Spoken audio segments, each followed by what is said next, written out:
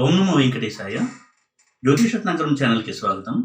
ఈ వీడియోలో ఒక జాతకంలో వక్రించిన గ్రహాలు కనుక ఉచ్చలో లేదా నీచలో కనుక ఉన్నట్టయితే ఎటువంటి ఫలితాలు ఇస్తాయి, ఈ విషయాన్ని డిస్కస్ చేద్దాము. చాలామంది అడుగుతున్నటువంటి ఒక టాపిక్, వక్రించిన గ్రహాల యొక్క స్వభావం ఎలా ఉంటుంది, ఎలా అర్థం చేసుకోవాలి. అలాగే వక్రించిన గ్రహాలు కనుక ఎగ్జాల్ట్ అయి ఉంటే లేదా డెబిలిటేట్ అయి ఉంటే, అంటే ఉచ్చలో ఉండడం లేదా నీచలో ఉండడం, ఇటువంటి సందర్భంలో ఇచ్చే రిజల్ట్స్లో ఎటువంటి తేడాలు ఉంటాయి, మార్పులు ఉంటాయి, ఎలాంటి రిజల్ట్స్ మనం ఎక్స్పెక్ట్ చేయొచ్చు, వీటన్నిటిని కూడా మనం ఇక్కడ డిస్కస్ చేద్దాము. ప్రధానంగా గుర్తుపెట్టుకోవాల్సింది, ఒక గ్రహం వక్రించినప్పుడు ఒక గ్రహం యొక్క బలం అనేది పెరుగుతుంది అంతే తప్ప పాజిటివ్గా ఉండే గ్రహం నెగిటివ్గా అవ్వడము, నెగిటివ్గా ఉండే గ్రహం పాజిటివ్గా అవ్వడము అనేటువంటి ప్రాపర్టీ అనేది ఉండదు. ఎందుకంటే ఒక కక్షలో గ్రహం తిరుగుతున్నప్పుడు ఎప్పుడూ కూడా వెళ్తున్నటువంటి దిశ నుంచి ఆగి వెనక్కి వెళ్ళడం అనేది జరగదు. అయితే ఒక పాయింట్లోంచి భూమి నుంచి కనుక చూసినట్టయితే ఆ గ్రహం వెనక్కి కనబడుతూ ఉంటుంది, కాబట్టి దాన్ని వక్రించడము అని అంటాము. అంటే వక్రించినప్పుడు ఆ గ్రహం మనకి అదే రాశిలో చాలా రోజుల పాటు కనబడుతూ ఉంటుంది, నార్మల్గా కనపడే టైం కంటే కూడా. కాబట్టి వక్రించినప్పుడు బలం అనేది పెరుగుతుంది గ్రహానికి. అయితే జాతకంలో ఒక గ్రహం వక్రించి ఆ గ్రహం యొక్క దశ నడుస్తూ ఉండడం అనేది ఒక విధంగా ప్లస్ పాయింట్ అనే చెప్పుకోవాలి. రవిచంద్రులు, రాహుకేతులు మినహాయిస్తే ఈ 5 గ్రహాలు కూడా వక్రిస్తాయి. ఈ విధంగా వక్రించిన గ్రహం యొక్క స్వభావాన్ని మనం కరెక్ట్గా అర్థం చేసుకున్నప్పుడు, ఒకవేళ అటువంటి గ్రహం యొక్క దశ కనుక నడుస్తున్నట్టయితే భయపడాల్సిన అవసరం ఉండదు, ఎటువంటి మెరుగైన ఫలితాలు ఉంటాయి అనేది ఒక అవగాహన తెచ్చుకోవడానికి ఉపయోగపడుతుంది. అలాగే ఎప్పుడైనా సరే మనకి ఒక వస్తువును చూస్తున్నప్పుడు అది వెనక్కి వెళ్తున్నట్టు కనపడి మళ్ళీ ముందుకు వస్తున్నట్టు కనపడినప్పుడు ఒక మూమెంట్ అనేది ఉంటుంది. అంటే వెనక్కి ముందుకి కనపడటం వలన ఇచ్చేటువంటి రిజల్ట్స్లో కొంత ఒడిదుడుకులు అనేవి ఉంటాయి. ఎప్పుడు కూడా వక్రించిన గ్రహము తన మహాదశలో రిజల్ట్స్ ఇచ్చేటప్పుడు అప్స్ అండ్ డౌన్స్కి గురి చేస్తుంది జాతకుడిని. అయితే ఆ ఒడిదుడుకుల వల్ల జాతకుడికి మేలు కలుగుతుందా లేదా నష్టం కలుగుతుందా అనేది ఇక్కడ ఇంపార్టెంట్ పాయింట్. వక్రించిన గ్రహం ఇచ్చేటువంటి ఒడిదుడుకుల వల్ల జాతకుడికి మేలు కలుగుతుంది, దానివల్ల మెరుగైనటువంటి ఫలితాల్ని అందుకుంటాడు జాతకుడు. ఉదాహరణకి ఎడ్యుకేషన్ టైంలో విద్యార్థులకు కనుక ఒక గ్రహం యొక్క వక్రగ్రహం యొక్క దశ కనుక నడుస్తూ ఉన్నట్టయితే అటువంటి సమయంలో వారు మరింత ఎక్కువగా కష్టపడి, మామూలుగా అయితే కొన్ని సబ్జెక్ట్స్ కావచ్చు, కొన్ని టాపిక్స్ కావచ్చు చదవకపోవచ్చు, కానీ అటువంటి సమయంలో ఇది కూడా మనం ప్రిపేర్ అవుదాము అనేటువంటి ఒక ఆలోచన ధోరణి వచ్చి, ఒక ఐడియా వచ్చి దాన్ని ప్రిపేర్ అవ్వడము, అది వారికి కాంపిటేటివ్ ఎగ్జామ్లో హెల్ప్ అవడము, ఇటువంటి చాలా అనూహ్యమైనటువంటి మేలును చేస్తుంది వక్రించిన గ్రహం. అంటే ఉదాహరణకి కాంపిటేటివ్ ఎగ్జామ్స్కి ప్రిపేర్ అవుతూ ఉంటారు, సివిల్స్కి ప్రిపేర్ అవుతూ ఉండొచ్చు, లేదా గవర్నమెంట్ జాబ్స్కి ప్రిపేర్ అవుతూ ఉండొచ్చు. అటువంటిప్పుడు వక్రించిన గ్రహం యొక్క దశ కనుక నడుస్తున్నట్టయితే వారికి వచ్చేటువంటి ఐడియాల వలన వాళ్ళ యొక్క ప్రిపరేషన్ అనేది మరింత స్ట్రాంగ్ అవుతుంది. అయితే దాని గురించి వారు ఎక్కువగా సమయాన్ని వెచ్చించడం, ఎక్కువ శ్రమ పడడం జరుగుతుంది, కాబట్టి ఫిజికల్ ఎనర్జీ ఎక్కువ ఖర్చు అవుతుంది. ఇది మనం ప్లస్ పాయింట్గానే చూడాలి తప్ప అది నెగిటివ్ అనుకోకూడదు. అలాగే కెరీర్ విషయంలో కావచ్చు, ఎటువంటి రంగంలో ఉన్నా కానీ వక్రించిన గ్రహం యొక్క రిజల్ట్స్ అనేవి జాతకుడికి మేలుని కలిగిస్తాయి, మరింత మెరుగైన ఫలితాలని ఇస్తాయి. ఉదాహరణకి మూవీ ఇండస్ట్రీలో ఒక డైరెక్టర్ ఉన్నారు, ఆయనకి వక్రించిన గ్రహం యొక్క దశ నడుస్తుంది. ఒక వినూత్నమైనటువంటి ఆలోచన, ఒక ఐడియా రావడము, అది రిస్క్ అని తెలిసినా కానీ దాన్ని ఇంప్లిమెంట్ చేయడం వల్ల చాలా మంచి పేరు ప్రఖ్యాతలు రావడం ఆ డైరెక్టర్కే, సినిమాకి. ఇది కూడా వక్రించిన గ్రహం చేసేటువంటి మేలు. ప్రతి రంగంలో కూడా, ఏ రంగంలో తీసుకున్నా, ముఖ్యంగా రీసెర్చ్ ఫీల్డ్లో కనుక ఉన్నట్టయితే, సైంటిఫిక్ రీసెర్చ్ చేసేటువంటి ఫీల్డ్లో కనుక ఉన్నట్టయితే, రీసెర్చ్ చేసేటప్పుడు వక్రించిన గ్రహం యొక్క దశ కనుక నడుస్తున్నట్టయితే వారు చాలా విభిన్నమైనటువంటి ఆలోచనలు చేయడం ద్వారా కొత్త విషయాన్ని వెలికి తీయడం అనేది జరుగుతుంది. ఇది రీసెర్చ్కి చాలా బాగా సహాయపడేటువంటి ఒక అంశము. ప్రతి గ్రహం కూడా తనదైన శైలిలో వక్రించినప్పుడు జాతకుడికి ఫలితాలని ఇస్తూ ఉంటుంది. అయితే ప్రతి గ్రహానికి కూడా స్వాభావికంగా, అంటే నైసర్గికంగా వారి కొంత స్వభావం ఉంటుంది. అలాగే ఆధిపత్యాల ద్వారా కూడా ఒక స్వభావం అనేది ఉంటుంది. ఆ రెండిటి కలయికగా ఫలితాలు అనేవి ఉంటాయి గ్రహం వక్రించినప్పుడు. బ్రీఫ్గా కనుక మనం సూక్ష్మంగా స్థూలంగా మరీ లోతుల్లోకి వెళ్లకుండా ఒక్కొక్క గ్రహాన్ని మనం కనుక పరిశీలించినట్టయితే, కుజుడు విషయానికి వచ్చినట్టయితే, కుజుడు అగ్రెసివ్ ప్లానెట్, చొరవ ఎక్కువ ఉంటుంది, ధైర్య సాహసాలు ఎక్కువ ఉండడము, ఎవరి మాట వినకపోవడము, ఇవి సాధారణంగా కుజుడు యొక్క లక్షణాలు.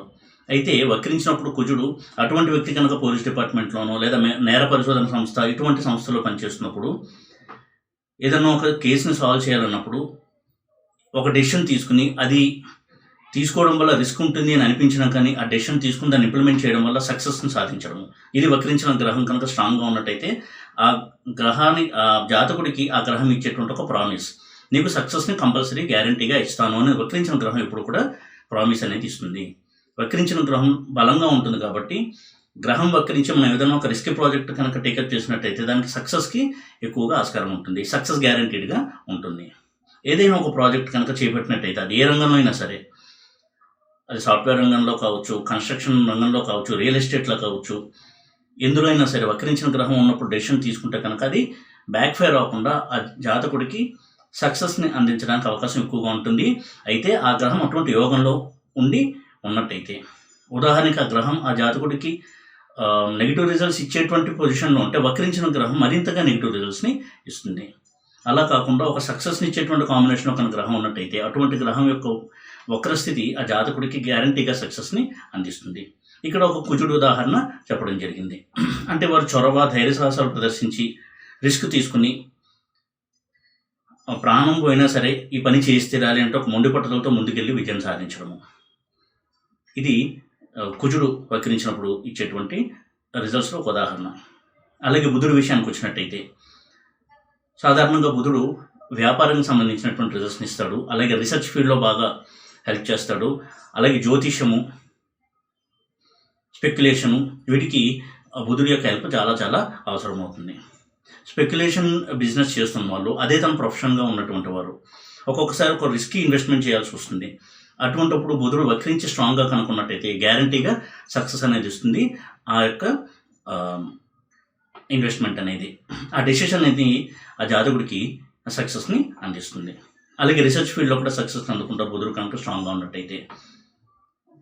అదేవిధంగా బుధుడు వ్యాపారానికి రిప్రజెంటేషన్ ఇచ్చేటువంటి గ్రహం కాబట్టి వ్యాపారంలో కూడా వ్యాపారాన్ని విస్తరించేటువంటి ప్రాసెస్లో బుధుడు స్ట్రాంగ్గా ఉండి, ఉదాహరణకి భద్రయోగము ఇటువంటి కాంబినేషన్లో కనుక బుధుడు ఉంది, స్ట్రాంగ్గా ధనయోగం ఇచ్చే కాంబినేషన్లో ఉన్నప్పుడు వక్రించినట్లయితే అటువంటి సమయంలో తీసుకున్నటువంటి డెసిషన్ వారికి కలిసి వచ్చి వారి యొక్క వ్యాపారాన్ని విస్తరించడం అనేటువంటి వారి యొక్క ఐడియా అనేది సక్సెస్ని కలిగిస్తుంది. అదేవిధంగా ఆస్ట్రాలజీ రంగంలో ఉన్నటువంటి వారికి రిస్క్ ప్రిడిక్షన్స్ చేసేటప్పుడు వక్రించినటువంటి బుధుడు యొక్క రిజల్ట్స్ వల్ల వాళ్ళు చాలా కరెక్ట్ ప్రిడిక్షన్ చేయగలరు. వాళ్ళ యొక్క ఇంట్యూషన్ చాలా బాగా పనిచేసి కరెక్ట్ ప్రిడిక్షన్ చేయడానికి హెల్ప్ చేస్తుంది బుధుడి యొక్క వక్రగతి. ఈ విధంగా వక్రించిన గ్రహం ఎప్పుడు కూడా మేలు చేస్తుంది జాతకుడికి, దాని గురించి భయపడవలసిన అవసరం లేదు. అలాగే గురువు విషయానికి వచ్చినట్టయితే గురువు కూడా ధనాన్ని, సంతానాన్ని, విద్యని, లీగల్ ప్రొఫెషన్ని ఇటువంటి వాటిని సూచిస్తాడు. ఇటువంటి గురువు కూడా వక్రించినప్పుడు జాతకుడికి మేలుని చేస్తాడు విద్యారంగంలో అభివృద్ధి సాధించడానికి. అలాగే లాయర్గా ఉన్నటువంటి వారు కావచ్చు, జడ్జెస్గా ఉన్నటువంటి వారు, వీరు కూడా గురువు హెల్ప్ చేస్తాడు వక్రించినప్పుడు. బ్యాంకింగ్ రంగంలో ఉన్న వారికి, వీరందరికీ కూడా గురువు యొక్క వక్రస్థితి హెల్ప్ చేస్తుందని చెప్పుకోవాలి. ఇక శుక్రుడు విషయానికి వచ్చినట్టయితే శుక్రుడు లవ్ అఫేర్స్కి, మ్యారిటల్ హ్యాపీనెస్కి, అలాగే హ్యూమన్ రిలేషన్స్, మానవ సంబంధాలకి, వీటికి ప్రతీక. ఇటువంటి శుక్రుడు కూడా వక్రించినప్పుడు స్ట్రాంగ్గా కనుక్కున్నట్టయితే, ఉదాహరణకి లవ్ అఫేర్లో ఉన్నారు, ఆ లవ్ సక్సెస్ అవుతుందా లేదా అనేది శుక్రుడు వక్రించి స్ట్రాంగ్గా కనుక్కున్నట్టయితే కంపల్సరీ లవ్ సక్సెస్ అయ్యి మ్యారేజ్కి దారితీస్తుంది. అలా కాకుండా నెగిటివ్గా కనుక్కున్నట్టయితే అది లవ్ అనేది ఫెయిల్యూర్ వైపు వెళ్ళడానికి అవకాశం ఉంటుంది. ఏ హ్యూమన్ రిలేషన్ అయినా సరే సక్సెస్ ఆర్ ఫెయిల్యూర్ అనేది శుక్రుడు యొక్క రెట్రోగ్రేడ్ లేదా డైరెక్ట్ మోషన్ మీద చాలా మటుకు ఆధారపడి ఉంటుంది. వక్రించిన ప్రతిసారి కూడా ఫెయిల్యూర్ వస్తుంది అని అనుకోవడం పొరపాటు. అలాగే శని విషయానికి వచ్చినట్టయితే శని వక్రించినప్పుడు చాలా అద్భుతమైనటువంటి ఫలితాలను ఇస్తాడు. అన్ని గ్రహాల కంటే కూడా వక్రించిన శని యొక్క ఫలితాలు చాలా స్ట్రాంగ్గా ఉంటాయి. ఇటువంటి వారు ఎంతో పేరు ప్రఖ్యాతుల్ని చరిత్రలో నిలిచిపోయినటువంటి వ్యక్తులుగా ఉండడము, ఇటువంటి వారి హారోస్కోప్స్‌లో వక్రించిన ఈ శని యొక్క స్థితిని మనం చూడొచ్చు. ఉదాహరణకి శని 4th హౌస్‌లో కానీ, 10th హౌస్‌లో కానీ శశయోగంలో ఉన్నట్టయితే ఉదాహరణకి, అటువంటి శని వల్ల వాళ్ళు మంచి పొలిటికల్ లీడర్స్ అవ్వడము, పాలిటిక్స్‌లో కూడా తననంటూ ఒక శైలిని ప్రదర్శిస్తూ, నైతిక విలువలకు కట్టుబడి, ఆదర్శాలకు కట్టుబడి చాలా పేరు ప్రఖ్యాతులు తెచ్చుకుంటారు. తర్వాత జనరేషన్స్ కావచ్చు, వారందరికీ ఆదర్శంగా ఉండే ఒక రోల్ మోడల్‌గా ఉంటూ ఉంటారు ఇటువంటి వ్యక్తులు. వీరి సక్సెస్ అనేది వారి యొక్క క్యారెక్టర్‌లో ఉన్నటువంటి ఆ స్ట్రెంత్ వల్ల సాధిస్తారు. వారి యొక్క క్యారెక్టర్ అనేది వారికి చాలా ప్రజాదరణని తీసుకొస్తుంది.